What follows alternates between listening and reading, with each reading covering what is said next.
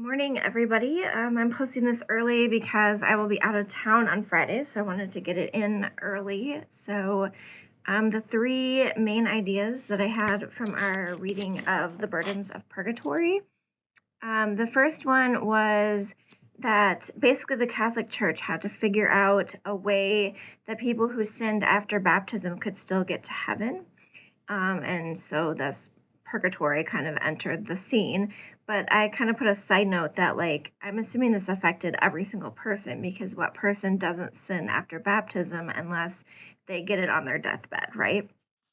The second one is that there was this notion all of a sudden that uh, works were more important than faith, and some maybe not more important but were important because after you went to confession they would give you these tasks to complete, and those works, essentially those tasks, would then free your soul of sin. And so we've always been taught, I think, as Methodists, that it was faith that granted us salvation, and that because of our faith we did works. But this was really they had to do this work or these tasks to gain salvation. So that was a little different from what we've learned.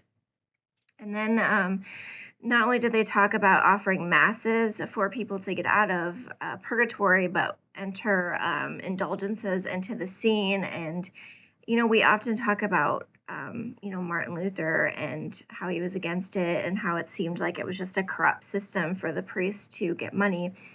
But then I wondered as I was reading this if the people who had the money felt like this was the easier and simpler way to go about getting their loved ones out of purgatory. They could just like pay the bill and get them out rather than having to keep spending money on masses and keep going to masses to try to get their person out of purgatory. And then they never really knew if they were.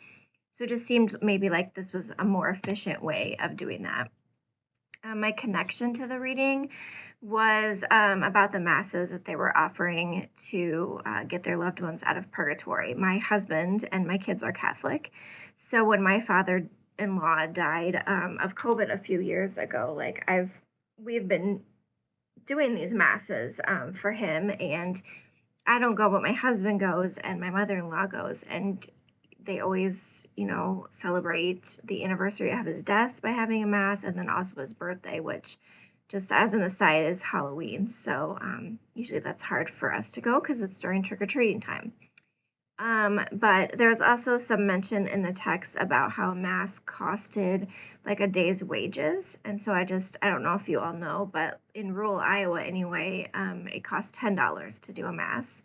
And I was surprised as a Protestant how many donations my mother-in-law received upon her husband's death that were listed specifically for masses. Like, here's $100, do 10 masses. Like, I didn't know that happened. A quote that I used was, but the limbo of the infants continued to receive the souls of the unbaptized infants, burdened with original sin, but undeserving of punishment.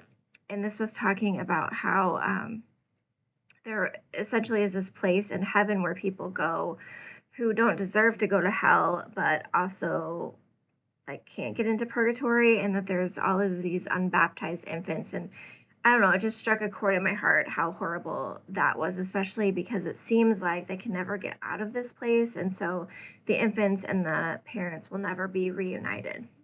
A couple of the questions that I had at the very beginning of our text, it talks about this reunification plan between the East and the West and how it didn't work out, obviously. But I'm just wondering if there is another plan in the future, like if they ever try again, or if we're still trying today, or if we're just like, yeah, we're too far apart, we can never do this. And then my second question was that it seems in order to try and get someone out of purgatory that you have to be free of sin yourself. So when you go to mass, you have to be free of sin, essentially. And so my question is, what happens if you're not? Like, does it not count? Or if somebody there is is cleansed of their sin, does that count, or does more people make a difference? Like, I had all these questions. So I kind of asked my Catholic husband a little bit about this, but his answer was that, yeah, of course, because we have to be free of sin anytime we go to receive the Eucharist, which they obviously do every Sunday.